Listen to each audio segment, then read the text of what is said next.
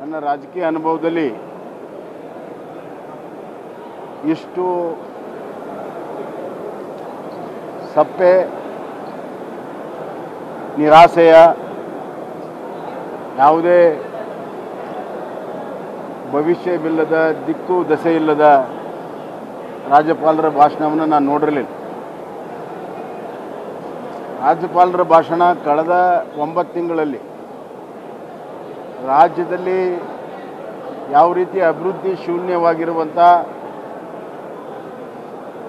ಒಂದು ಜನವಿರೋಧಿ ಸರ್ಕಾರ ಇದೆ ಅನ್ನೋದು ಪ್ರತಿಬಿಂಬಿಸ್ತದೆ. ಯಾವುದಾದ್ರೂ ಒಂದು ವಿಚಾರದಲ್ಲಿ ಗಟ್ಟಿಯಾಗಿ ಇಂಥದ್ರಲ್ಲಿ ನಾವು ಸಾಧನೆಯನ್ನು ಮಾಡಿದೆವು ಅಂತ ಹೇಳೋಕ್ಕೆ ಅವ್ರಿಗೆ ಸಾಧ್ಯ ಆಗಿಲ್ಲ. ಒಂದು ಸುಳ್ಳಿನ ಕಂತೆ ರಾಜ್ಯಪಾಲರ ಭಾಷಣ. ಗ್ಯಾರಂಟಿಗಳ ಬಗ್ಗೆ ಭಾಳಷ್ಟು ಸುಳ್ಳುಗಳನ್ನು ಹೇಳಿದ್ದಾರೆ. ತಿಮ್ಮಪ್ಪ ಗೌರಿ ಮೀನು ಸಾಕಣೆ ಮಾಡಿ ವರ್ಷಕ್ಕೆ 5 ಲಕ್ಷ ಗಳಿಸ್ತಿದ್ದಾರೆ. ನೀವು ಕೂಡ ಅವರಿಂದ ಕಲಿಬೇಕಾ? ಅವ್ರ ಜೊತೆ ವಿಡಿಯೋ ಕಾಲ್ನಲ್ಲಿ ಮಾತಾಡಬೇಕಾ? ಈಗಲೇ ಫ್ರೀಡಮ್ ಆ್ಯಪ್ ಡೌನ್ಲೋಡ್ ಮಾಡಿ. ನಾವು ಮಾಡಿರುವಂಥ ಕೆಲಸವನ್ನು ತಾವು ಮಾಡಿದ್ದೀವಿ ಅಂತ ಹೇಳ್ಕೊಂಡಿದ್ದಾರೆ. ಉದಾಹರಣೆಗೆ ಜಲ್ ಜೀವನ್ ಮಿಷನ್ ಆಗ್ಬೋದು, ಪ್ರಧಾನಮಂತ್ರಿ ಆವಾಸ್ ಯೋಜನೆಯಲ್ಲಿ ಕಟ್ಟಿರುವಂಥ ಮನೆಗಳಿರ್ಬೋದು, ಜಯದೇವ ಇನ್ಸ್ಟಿಟ್ಯೂಟ್ ಹುಬ್ಬಳ್ಳಿಯಲ್ಲಿ ನಾವು ಪ್ರಾರಂಭ ಮಾಡೋದನ್ನು ತಾವು ಮಾಡಿದ್ದೀವಿ ಅಂತ ಹೇಳ್ಕೊಳ್ತಾರೆ.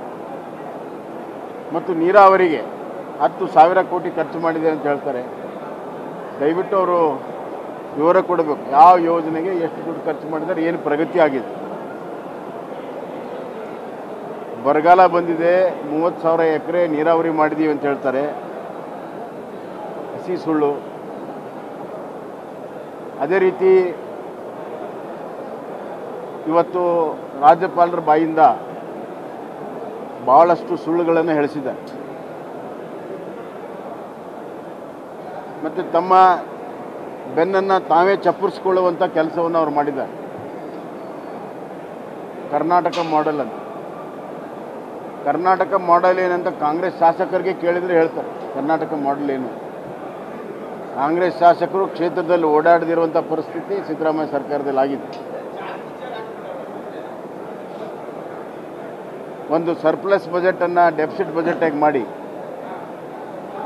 ಸಾಲವನ್ನು ಹೆಚ್ಚು ಮಾಡಿ, ಸುಮಾರು 15,000 ಕೋಟಿ ರೂಪಾಯಿ ಅಧಿಕವಾದ ಟ್ಯಾಕ್ಸ್ ಹಾಕಿ ಬಜೆಟ್ ಮಂಡನೆ ಮಾಡಿ, ಇದುವರೆಗೂ ಯಾವುದೇ ರೀತಿಯ ಒಂದು ಸಣ್ಣ 1 ಕಿಲೋಮೀಟರ್ ರಸ್ತೆ ಮಾಡಿಲ್ಲ. ಎಲ್ಲೂ ಬರಗಾಲ ಬಂದರೆ ಒಂದು ಚಿಕ್ಕಾಸು ಬಿಡುಗಡೆ ಆಗಿಲ್ಲ. DC ಹತ್ರ ಇದೆ ಅಂತ ಹೇಳ್ತಾರೆ. DC 1 ನಯಾ ಪೈಸೆ ಬಿಡುಗಡೆ ಮಾಡಿಲ್ಲ. ಬರಗಾಲದಲ್ಲಿ ರೈತರಿಗೆ ಪೂರ್ಣ ಪ್ರಮಾಣದ ಕಾಂಪೆನ್ಸೇಷನ್ ಕೊಟ್ಟಿಲ್ಲ. ಶಾಲಾ ಮಕ್ಕಳು ಬಸ್ಸಲ್ಲಿ ಓಡಾಡದಿರುವಂಥ ಪರಿಸ್ಥಿತಿ ಇದೆ.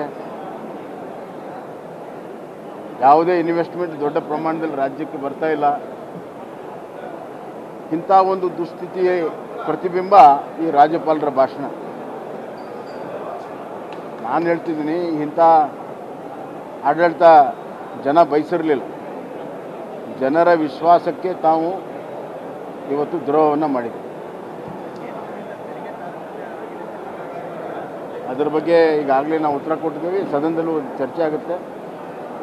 10 ವರ್ಷ UPA ಸರ್ಕಾರ, 10 ವರ್ಷ NDA ಸರ್ಕಾರ ಎಷ್ಟು ಹಣವನ್ನು ತಂದಿದೆ ಭಾಳ ಸ್ಪಷ್ಟವಾದಂಥ ದಾಖಲೆ ಇದೆ.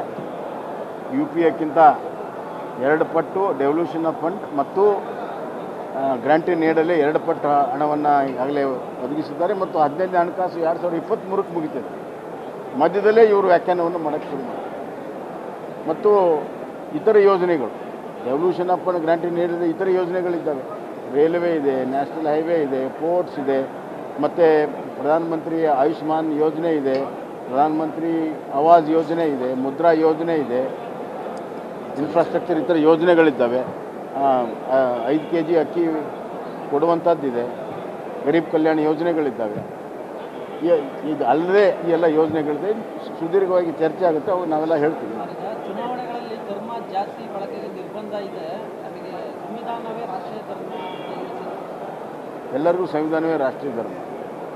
ಸಂವಿಧಾನದಲ್ಲಿ ಏನು ಹೇಳಿದೆ, ಅವರು ಏನು ಧರ್ಮವನ್ನು ಗುರುತಿಸಿದ್ದಾರೆ, ಎಲ್ಲ ಧರ್ಮಗಳಿಗೆ ಸರಿಯಾದಂಥ ಸಮನಾದಂಥ ಒಂದು ಸಮಾನತೆಯನ್ನು ಒದಗಿಸಬೇಕು ಅಂತ ಸಂವಿಧಾನ ಹೇಳಿದೆ. ಇವರು ಅದನ್ನು ಬಿಟ್ಟು ಒಂದೇ ಧರ್ಮಕ್ಕೆ ತುಷ್ಟೀಕರಣ ಮಾಡುವಂಥದ್ದು ಸಂವಿಧಾನದಲ್ಲಿ ಹೇಳಿದೆ. ಇವತ್ತು ಕೆಲವು ಕಾರ್ಯಕ್ರಮಗಳು ಏನು ಕಾಂಗ್ರೆಸ್ ಮಾಡ್ತಾ ಇದೆ ಸಂವಿಧಾನಬದ್ಧವಾಗಿಲ್ಲ ಅವು.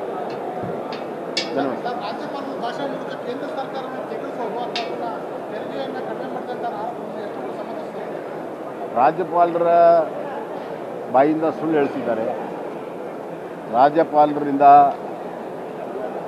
ರಾಜ್ಯಪಾಲರ ಘನತೆ ತಕ್ಕಾಗೆ ಭಾಷಣವನ್ನು ಮಾಡಿದೆ ಮತ್ತು ಅವ್ರ ಪರ್ಫಾರ್ಮೆನ್ಸ್ ಏನು ಜೀರೋ ಇದೆ.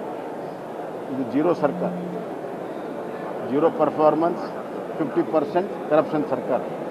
ಇದನ್ನು ಮರಿ ಮಾಚುವಂಥ ಕೆಲಸವನ್ನು ರಾಜ್ಯಪಾಲರಿಂದ ಮಾಡಿಸಿದ್ದಾರೆ. ಕೇಂದ್ರ ಮತ್ತು ರಾಜ್ಯದ ನಡುವೆ ಒಂದು ದೊಡ್ಡ ಕದನವನ್ನು ಮಾಡುವಂಥ ಪ್ರಯತ್ನಗಳು ಹಿಂದಿನ ಬಜೆಟ್ನಲ್ಲೂ ಮಾಡಿದ್ದಾರೆ, ಈ ಸಲ ರಾಜ್ಯಪಾಲ ಭಾಷೆಯಲ್ಲಿ.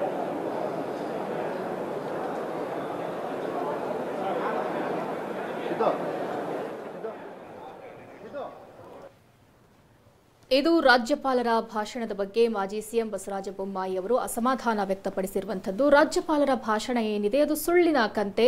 ಅಷ್ಟೇ ಅಲ್ಲ, ಕಾಂಗ್ರೆಸ್ ಸರ್ಕಾರ ರಾಜ್ಯಪಾಲರ ಬಾಯಲ್ಲಿ ಸುಳ್ಳನ್ನ ಹೇಳಿಸಿದೆ ಅನ್ನೋದಾಗಿ ಬಸವರಾಜ ಬೊಮ್ಮಾಯಿ ಅವರು ಹೇಳಿದ್ದಾರೆ. ಅಷ್ಟೇ ಅಲ್ಲ, ಈ ಬಜೆಟ್ನಲ್ಲಿ ಕಾಂಗ್ರೆಸ್ ಸರ್ಕಾರ ಏನು ಹೇಳಿದ್ಯೋ ಯೋಜನೆಗಳ ಬಗ್ಗೆ ಅದೆಲ್ಲವೂ ಕೂಡ ನಮ್ಮ ಸರ್ಕಾರದಲ್ಲಿ ಆಗಿರುವಂಥದ್ದು, ಆದರೆ ತಾವೇ ಮಾಡಿರೋದಾಗಿ ಕಾಂಗ್ರೆಸ್ ಇಲ್ಲಿ ಬಿಂಬಿಸಿದೆ ಅನ್ನೋದಾಗಿಯೂ ಕೂಡ ಬಸವರಾಜ ಬೊಮ್ಮಾಯಿ ಅವರು ತಿಳಿಸಿದ್ದಾರೆ.